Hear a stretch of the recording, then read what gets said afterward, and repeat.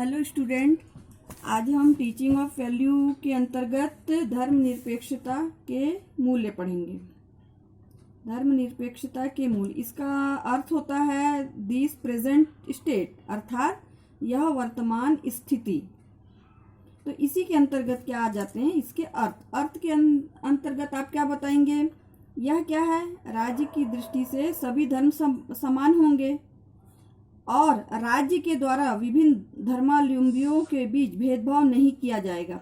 और धर्मनिरपेक्ष राज्य न तो धर्म विरोधी होता है और न ही धर्म के प्रति उदासीन होता है। ऐसे राज्य धर्म के मामले में तटस्थ रहता है, जो अपने कार्यों के लिए धर्म को आधार नहीं बनाता। राज्य का अपना कोई धर्म नहीं होता तथा धर्म के नाम पर राज्य अपने नागरिकों के मध्य किसी भी प्रकार का भेदभाव नहीं करती है। इसी के अंतर्गत इसके दो स्वरूप होते हैं। पहला क्या हो गया है? एक है राज्य धर्म का विरोधी हो, उसकी विचारधारा धर्म विरोधी हो तथा राज्य का आचरण भी धर्म विरोधी हो। दूसरा हो जाता है धर्म के प्रति उदासीन हो, किसी धर्म को संरक्षण न दे, किसी धर्म से द्वेष न करे, राज्य द्वारा नागरिकों को अपनी स्वेच्छा से किसी भी धर्म को मानने की स्वतंत्रता दी गई हो। इसी के अंतर्गत विभिन्न धर्मशास्त्रियों ने अलग अलग परिभाषाएं लिखी हैं। इसके अंतर्गत है जीवन का अधार्मिक विचार प्राकृतिक कानून के पालन में सुरक्षा प्राप्त करता है, विश्वास रखता है कि व्यक्ति अपना जीवन स्वयं भाग्य निर्देशित करता है, पाप पुण्य पुनर्जन्म करुणा आदि के अंतर्गत अवधारणाओं को मान्यता दे कि नहीं देना, यह उनके कार्य हो जाते हैं। अब इसके अंतर्गत आ गया है कि धर्म निरपेक्षता के मूल्य की विशेषताएं। इसमें क्या है? आपको सभी धर्मों को समान मानना है। यह कोई एक विशेष धर्म को श्रेष्ठ न मानकर सभी धर्मों को समान मानना। दूसरा आ जाता है सभी धर्मों को आपको आदर करना है।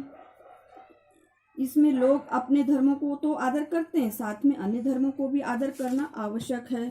थर्ड हो जाता है सभी धर्मों को अपनाने की स्वतंत्रता, व्यक्ति कहीं का भी हो, कोई भी हो, लेकिन धर्म को अपनाने की स्वतंत्रता होती है। और राज्य का व्यक्ति पर किसी भी प्रकार का दबाव नहीं होना चाहिए। और इसकी स्थापना कब हुई? इसके अंतर्गत यह किसी पंथ जाति या संप्रदाय के आधार पर किसी पंथानुगामी से भेदभाव नहीं किया जाएगा। यह किससे बना हुआ है? धर्म निरपेक्ष शब्दावली के अंतर्गत 42वें संशोधन द्वारा जोड़ा गया है, जिसे धर्मनिरपेक्ष का तात्पर्य ऐसे राष्ट्र से है जो किसी विशेष धर्म को राजधर्म के रूप में मान्यता प्रदान नहीं करता, वरना सभी धर्मों के साथ समान व्यवहार करता है। इसी के अंतर्गत आ गया भारतीय संविधान में धर्मनिरपेक्षता। अनुच्छेद 11 में क्या कहा गया है कि भारत के सभी नागरिकों को, चाहे वे किसी भी धर्म के अनुयायी हो, चाहे धर्म को न माने या माने अथवा नास्तिक ही क्यों न हो, सभी मौलिक अधिकार प्रदान किए जाने चाहिए। उसी प्रकार अनुच्छेद 14 में भी कि विधि के समक्ष समानता का उपबंध किया जाए। अनुच्छेद 25 के अंतर्गत लोक व्यवस्था और सदाचार के उपबंधों के अधीन रहते हुए प्रत्येक व्यक्ति को किसी भी धर्म को मानने और उसका प्रचार या प्रसार करने की स्वतंत्रता होती है। इसी प्रकार अनुच्छेद 26 और अन्य धर्मों में जैसे धार्मिक कार्यों के संबंधी विषयों में प्रबंध की ऐसी संपत्ति का विधि के अनुसार प्रशासन ही करेगा। और अनुच्छेद 27 के अंतर्गत किसी भी व्यक्ति को किसी धर्म विशेष को बढ़ावा देने के लिए कोई कर या शुल्क देने के लिए बाध्य आप नहीं कर सकते हैं। उसी प्रकार हो गया आपके सभी अनुच्छेद 28 के अंतर्गत हो जाते हैं कि इसमें स्वतंत्रता, धार्मिक स्वतंत्रता का, कि कोई भी व्यक्ति अपनी धार्मिक उपासना स्वतंत्रता का अधिकार होना चाहिए।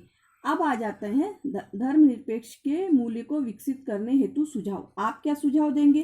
धार्मिक शिक्षण के अंतर्गत धर्म के संकीर्ण अर्थ को नहीं लेना चाहिए। शिक्षा संस्थाओं में किसी धर्म विशेष की शिक्षा की व्यवस्था नहीं की जाए। धार्मिक शिक्षा के अंतर्गत किसी धर्म विशेष पर व्यंग या कटाक्ष नहीं किया जाना चाहिए। और इसका उद्देश्य क्या है? मानव हृदय का विकास करना, उच्च संस्कारों का विकास करना, यह हो जाते हैं। और धार्मिक और नैतिक मूल्यों के अंतर्गत मानव मूल्यों से संबंधित साहित्य का अध्ययन करना, समय विभाग चक्र में धार्मिक शिक्षा के संबंध एक निश्चित कर देने चाहिए। यह हो गया क्यों? क्योंकि समाज कार्य के लिए यह अनिवार्य है और शिक्षक छात्रों के समक्ष अच्छे आदर्श प्रस्तुत करता है। इसी के अंतर्गत आ गया प्राथमिक। बच्चे जब प्राथमिक स्तर पे होते हैं तो उन्हें क्या शिक्षा देनी चाहिए? ये दैनिक कार्यक्रम में सामूहिक प्रार्थना, गायन से प्रारंभ होना चाहिए। श्रव्य दृश्य उपकरणों के माध्यम से प्रमुख धर्मों का परिचय देना चाहिए। छात्रों के सम्मुख महापुरुषों की जीवन कहानियां सुनानी चाहिए और समाज सेवा तथा शारीरिक शिक्षा की सुनिश्चित करना अनिवार्य है। उसी प्रकार आपका हो जाता है माध्यमिक स्तर। माध्यमिक स्तर के अंतर्गत विद्यालय अपने कार्यक्रम सामूहिक प्रार्थना से करता है और प्रमुख धर्मों के आवश्यक तत्वों से अवगत कराया जाए। समाज सेवा के कार्यक्रम व्यवहारिक रूप से अपनाए जाएं। मूल्यांकन प्रक्रिया में चरित्र विकास को भी महत्व दिया जाए और विद्यालय प्रांगण में धार्मिक उत्सव को सामूहिक रूप से आयोजित किया जाना चाहिए। लास्ट हो जाता है आपका विश्वविद्यालय स्तर पर। इसके अंतर्गत क्या? सभी धर्म में समान तत्वों सिद्धांतों की शिक्षा देना अनिवार्य है।